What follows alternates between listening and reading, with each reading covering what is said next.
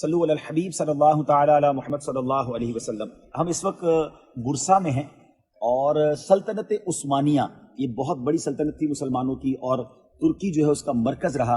تو آج ہم جس مزار پہ موجود ہیں، عثمان غازی ماشاءاللہ تربیسی رحمۃ اللہ تعالی علیہ، سلطنت عثمانیہ جن کے نام سے چلی۔ استاد صاحب سے گزارش کریں گے کہ کچھ ارشاد فرمائیں کہ ان کے بارے میں ذرا نام بھی پڑھا دیجئے۔ ان کے بارے میں دیکھیں، یہ بورڈ لگا ہوا ہے عثمان غازی رحمۃ اللہ تعالی علیہ، اور یہ وہ عظیم ہستی ہیں کہ جن کے نام پر یہ سلطنت قائم ہوئی۔ استاد صاحب یہ کتنی بڑی سلطنت تھی اور یہ کتنے عرصے قائم رہی ہے، کچھ اس کے بارے میں آپ ہمیں معلومات۔ سلطنت عثمانیہ جو ہے نا، یہ یوں کہہ لیں کہ اس زمانے میں اس وقت اتنی بڑی کو دنیا میں سلطنت ہے نہیں کہ جسے ہم مثال کے طور پہ ہم لے سکیں کہ سلطنت عثمانیہ اس جیسی تھی۔ ہاں، اس کا تھوڑی سی مثال ہم یوں دے سکتے ہیں کہ جیسے ابھی آج سے 100 سال پہلے حکومت برطانیہ، سلطنت برطانیہ جو تھی، اس کے بارے میں تھا نا کہ جناب یہ دنیا میں اتنی وسیع ہے کہ اس میں سورج غروب نہیں ہوتا، کیونکہ یہ شرق سے لے کر غرب تک کے کثیر ممالک اس کے انڈر تھے۔ تو سلطنت عثمانیہ کا معاملہ یہ تھا کہ اس میں مسلمان جو ممالک تھے ان کی اکثریت وہ سلطنت عثمانیہ کا حصہ تھی۔ ایون کہ یہ عراق اور یہ عرب کا ایک بہت بڑا خطہ جو تھا یہ انہی کے انڈر تھا، اور یہ جو مکہ مکرمہ مدینہ منورہ کے اندر ہمیں ایک ادب اور محبت کی بہت عظیم مثالیں نظر آتی ہیں، تو ان کے پیچھے بھی اصل میں سلطنت عثمانیہ تھی۔ اور ان کا جو ابتدا ہے وہ بیسیکلی اس طریقے سے تھی کہ سلطنت عثمانیہ کی شروعات ہوئی ہیں اس زمانے میں کہ جب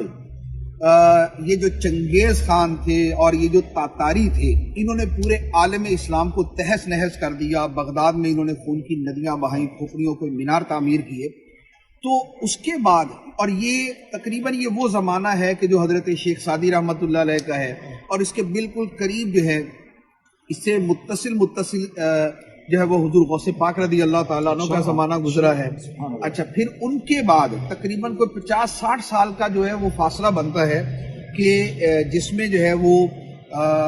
شیخ محی الدین ابن عربی رحمۃ اللہ علیہ، جن کا لقب شیخ اکبر ہے، تو ان کی جو تعلیمات ہیں وہ بھی اسی زمانے کی ہیں۔ تو اب جس زمانے میں شیخ محی الدین ابن عربی رحمۃ اللہ علیہ تھے، اسی زمانے میں یہاں پر ایک جو دوسری اسلامی سلطنت تھی وہ تھی سلاجقہ خاندان کی، سلجوق حکمران جسے کہا جاتا ہے۔ تو سلجوق حکمران جو تھے یہ بھی ایک طرف طاقتور جو ہے وہ تھے، اور دوسری طرف جو سلطان صلاح الدین ایوبی رحمۃ اللہ علیہ کی اولاد تھی، تو ان کے جو بچے اور ان کی آگے نسل تھی ان کی حکومت چل رہی تھی، لیکن ان کی آپس کے اندر نہیں بنتی تھی۔ لیکن بہرحال یہ تھا کہ یہ بہرحال ایک کمزور حکومتیں تھی کہ جو چنگیز کی اولاد اور اس کی جو نسل تھی ان کا مقابلہ کر نہیں پا رہے تھے۔ تو اس میں پھر یہ جو سلطان عثمان غازی رحمۃ اللہ علیہ ہیں، جو ان کے جو ہے وہ والد تھے یہ ارطغرل، تو انہوں نے جو ہے وہ سلطان سلجوق جو تھے ان کی مدد کی کئی مقامات پر، اور اس کے بعد ان کو کچھ ایریاز دیے گئے، اور ان ایریاز کے اوپر گویا ان کی حکومت قائم ہو گئی۔ اور پھر وہاں سے جو ہے یہ بڑھتے پھر بعد میں جب یہ سلطان عثمان جو ارطغرل کے بیٹے تھے جب یہ آئے، تو انہوں نے پھر ایک باقاعدہ سلطنت کی بنیاد رکھی، اور اس وقت بھی بہرحال اس کا ایک بہت بڑا رقبہ تھا، اور اس کا باقاعدہ نام سلطنت عثمانیہ ہو گیا۔ اب اس کے بعد پھر جو ان کی اولاد تھی انہوں نے پھر اس کو جو وسیع کیا ہے، جس میں سلطان مراد اول، سلطان مراد ثانی، اور اس کے بعد سلطان محمد، پھر اس کے بعد دوبارہ جو ہے وہ آگے سلطان محمد فاتح، اور پھر سلطان مراد کے آگے نام سے دوسرے بادشاہ آتے ہیں۔ تو پھر یہ پوری ہسٹری بنتی ہے، اور پھر یہ سلطنت پھیلتے ایسی پھیلی کہ ایک طرف یہ جو افریقہ کے ممالک ہیں یہ سارے کے سارے اس کے انڈر تھے، اور دوسری طرف جو یورپ کے ممالک تھے ان میں سے بھی کئی ممالک ان کے انڈر آ چکے تھے۔ ہنگری اور اٹلی وغیرہ کے ساتھ جو ہے وہ ان کی بہت زیادہ جنگیں ہوئی ہیں، اور ایون کہ یہ جو قسطنطنیہ فتح کیا گیا تھا یہ بھی بیسیکلی یورپ ہی کا علاقہ بنتا تھا، اور یہ یورپین کنٹریز ہی کے انڈر آتا تھا۔ تو یہ بیسیکلی ان کی ساری تاریخ بنتی ہے، اور اس میں ایک وقت ایسا آیا تھا جو یوں کہہ لیں کہ اسلامی تاریخ کے جو ایک کہہ لیں کہ ناقابل فراموش، یعنی کہ ان نیگیٹو کانٹینٹ کہ اتنا، یعنی کہ وہ دردناک واقعہ ہوا کہ اگر وہ واقعہ نہ ہوا ہوتا، بہر اللہ تعالیٰ اپنی حکمت بہتر جانتا ہے، اگر وہ واقعہ نہ ہوا ہوتا تو اس وقت پورا یورپ یہ ایسے ہی مسلمان ہوتا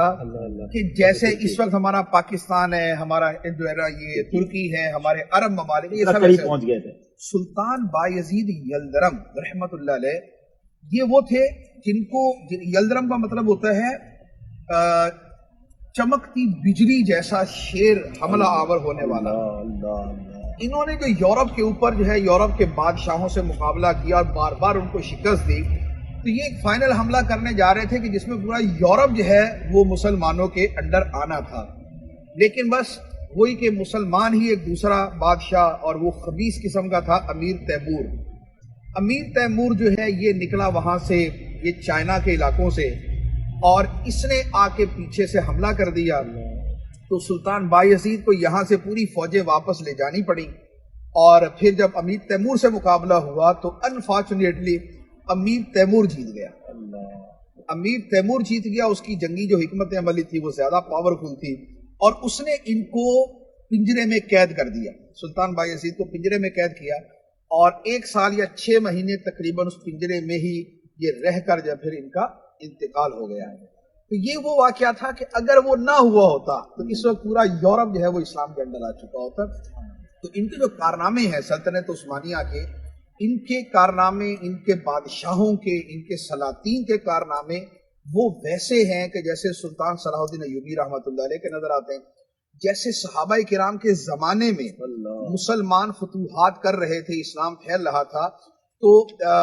مقام و مرتبہ تو لازمی بات ہے صحابہ کرام کے برابر نہیں ہو سکتا، لیکن جو فتوحات اور اشاعت اسلام کا جذبہ ان لوگوں میں تھا، وہ یوں کہہ لیں کہ وہ شاید آج بھی